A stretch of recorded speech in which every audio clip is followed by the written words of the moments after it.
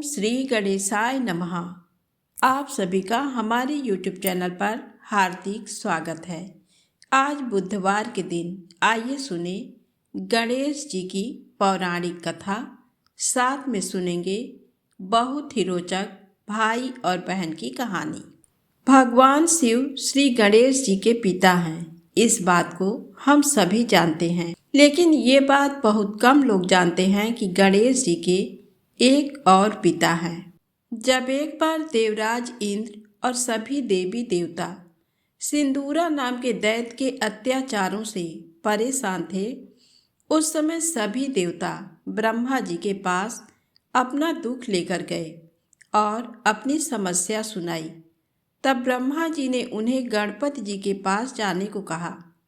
उसके बाद सभी देवता गणपति जी के पास गए और उनसे प्रार्थना करते हुए बोले कि उन्हें दैत्य सिंदूरा के अत्याचारों से मुक्ति दिलाएं। सभी देवताओं और ऋषियों की प्रार्थना सुनने के बाद उन्होंने माता पार्वती के घर गजानन के रूप में अवतार लिया। वहीं जिस समय गजानन ने अवतार लिया था, उसी समय राजा वरेण्य की पत्नी पुष्पिका के घर भी एक बालक ने जन्म लिया था। प्रसव के दौरान रानी पीड़ा से मूर्छित हो गई और रानी के पुत्र को राक्षसी उठाकर ले गई। लेकिन रानी के आंख खुलने से पहले ही भगवान शिव के गणों ने गजानन को रानी पुष्पिका के पास भेज दिया। शिव के गणों द्वारा ऐसा इसलिए किया गया था क्योंकि गणपति भगवान ने पूर्व जन्म में राजा वरेण्य की भक्ति से प्रसन्न होकर उन्हें वरदान दिया था कि वह उनके यहाँ पुत्र रूप में जन्म लेंगे। यही कारण था कि उन्होंने गजानन का अवतार लिया था। लेकिन जब रानी पुष्पिका ने अपने पास गजानन को गजमुख गणपति के रूप को देखा तो वे भयभीत हो गईं। राजा ने गणपति को जंगल में छोड़ दिया। जब राज्य में सभी को इस बात का पता चला तो राजा वरेण्य को बताया गया कि ऐसा बालक राज्य के लिए अशुभ है। ये बात सुनते ही राजा वरेण्य ने बालक को जंगल में छोड़ दिया। जंगल में इस शिशु के शरीर पर मिले शुभ लक्षणों को देखकर महर्षि पराशर उस बालक को आश्रम लाए। यहीं पर पत्नी वत्सला और पराशर ऋषि ने गणपति जी का पालन पोषण किया। बाद में राजा वरेण्य को ये पता चला कि जिस बालक को उन्होंने जंगल में छोड़ा था वह कोई और नहीं बल्कि गणपति हैं। अपनी इसी गलती से हुए पश्चाताप के कारण वह भगवान गणपति से प्रार्थना करते हैं कि मैं अज्ञान के कारण आपके स्वरूप को पहचान नहीं सका, इसलिए मुझे क्षमा करें। भगवान गणेश ने राजा वरेण्य की प्रार्थना सुनी और उन्होंने राजा को अपने पूर्व जन्म के वरदान का स्मरण कराया। इसके बाद भगवान गणेश ने अपने पिता वरेण्य से अपने स्वधाम यात्रा की आज्ञा मांगी। स्वधाम गमन की बात सुनकर राजा वरेण्य ने आंसू भरी नेत्रों से गणेश जी से प्रार्थना करते हुए बोले कि हे कृपामय, मेरा अज्ञान दूर कर मुझे मुक्ति का मार्ग प्रदान करें। तब भगवान गणेश जी ने राजा वरेण्य को ज्ञानोपदेश दिया, जिसे आज गणेश गीता के नाम से जाना जाता है। तो प्रेम से बोलें गणेश जी महाराज की जय हो। अब आइए सुने धन के देवता कुबेर और गणेश जी की कहानी। हिंदू धर्म के अनुसार कुबेर धन और वैभव के देवता हैं।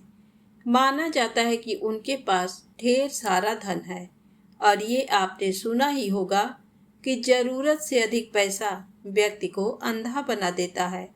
बिल्कुल ऐसा ही कुछ धन के देवता कुबेर के साथ भी हुआ। उन्हें लगने लगा कि तीनों लोकों में सबसे ज्यादा धन उन्हीं के पास है और उन्हें इस बात पर घमंड होने लगा। एक दिन अपने धन का दिखावा करने के लिए धन के देवता कुबेर ने महाभोज का आयोजन किया। इस महाभोज में उन्होंने सभी देवतागण को बुलाया। कार्यक्रम का न्योता लेकर वो कैलाश पर्वत पर भगवान शिव के पास भी गए और उन्हें विशेष अतिथि के रूप में आने का न्योता दिया।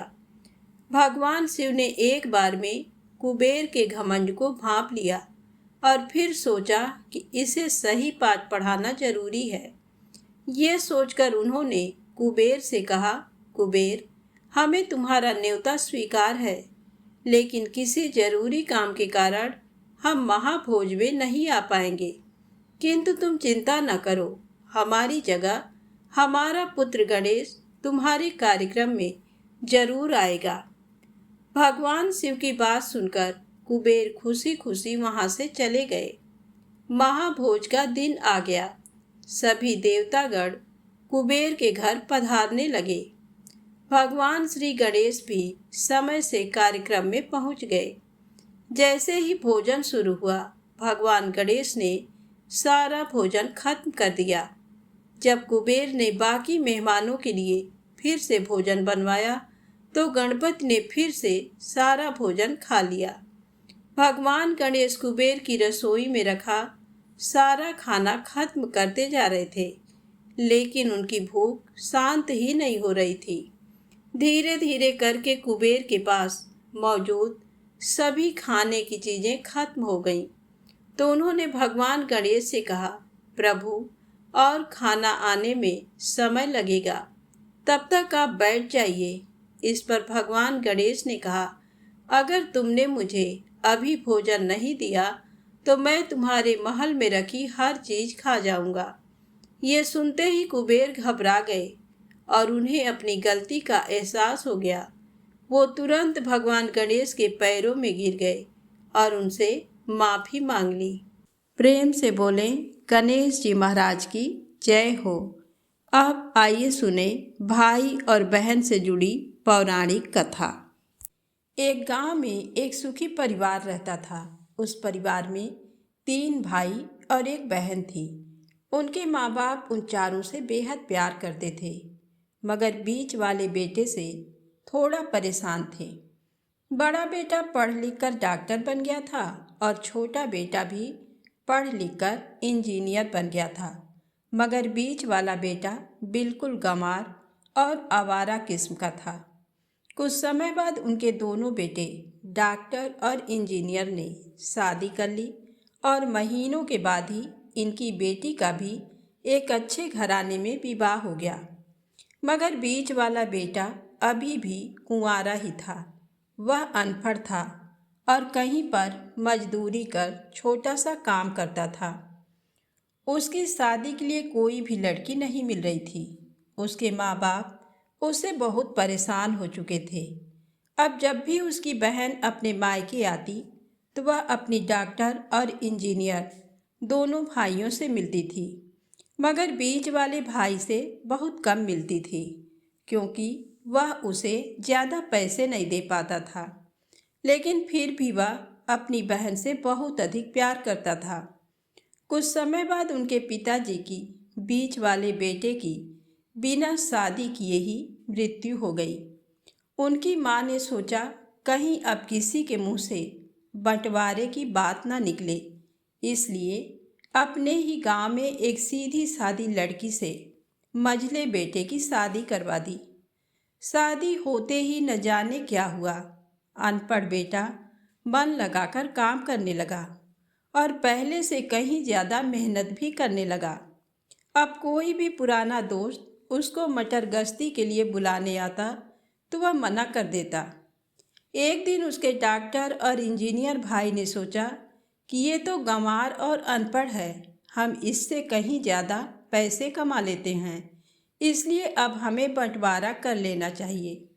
माँ के लाख मना करने के बाद भी दोनों बेटों ने बंटवारे की तारीख तय कर दी और उन्होंने अपनी बहन को भी बुला लिया। तभी उनका गंवार भाई कहता है कि तुम लोग बंटवारा कर लो, मुझे जो बचे वो दे देना या ना देना, मैं शाम को आकर अंगूठा लगा दूंगा। तभी उसकी बहन कहती है, अरे बेवकूफ़, तू तो हमेशा बेवकूफ़ ही रहेगा। ज़मीन का हिस्सा तो आमने सामने बैठकर होता है और उसकी माँ भी उसे काम पर जाने से रोकती है। उसी वक्त वकील भी वहाँ आ जाता है और कहता है, आपका सारा हिस्सा मिलाकर 10 बीघा ज़मीन और एक मकान है। अब ये बताओ किसको कितना हिस्सा देना है, मैं उसी हिसाब से कागज़ बनवा दूंगा। तब गंवार भाई कहता है, वकील साहब 5-5 बीघा ज़मीन हमारे दोनों भाइयों के नाम लिख दो और ये हमारा घर है, मेरी प्यारी बहन के नाम कर दो। तब दोनों भाई पूछते हैं कि तू अपने हिस्से में क्या लेगा। गंवार भाई कहता है कि मेरे हिस्से में मेरी प्यारी माँ है। वह अपनी पत्नी की तरफ मुस्कुराते हुए कहता है, क्यों, क्या मैंने गलत कहा? उस गंवार और अनपढ़ की पत्नी अपनी सास से लिपट कर कहती है, माँ से बड़ी वसीयत क्या होगी मेरे लिए। उसी वक्त उसका गंवार पति भी अपनी माँ से लिपट जाता है। गंवार बेटे और बहू के प्यार ने जमीन जायदाद के बंटवारे को एक सन्नाटे में बदल दिया। तभी बहन अपने गंवार भाई के गले लगकर लिपट कर रोते हुए कहती है कि माफ़ कर दो भैया, मैं आपको सम्मान नहीं दे सकी। तभी उसका भाई कहता है, मेरी प्यारी बहन, इस घर में जितना अधिकार हमारा है उतना ही तुम्हारा भी है। और रही बात बंटवारे की, तो बंटवारा नहीं करने से जीवन खत्म तो नहीं हो जाएगा। क्यों करते हैं हम बंटवारा? क्या हम एक साथ मिलकर नहीं रह सकते, जैसे हम बचपन में मिलकर खेलते रहते थे? एक साथ मिलकर रहने को ही तो कहते हैं एक अच्छा परिवार, और उसके परिवार को संभालती है एक माँ। तभी उसके दोनों भाई भी बहुत शर्मिंदा होते हैं और वह बंटवारे के सभी कागज फाड़कर फेंक देते हैं। और उस दिन के बाद से उनका पूरा परिवार खुशी खुशी एक साथ रहने लगा। तो प्रेम से बोले, राधे राधे, जय श्री कृष्णा।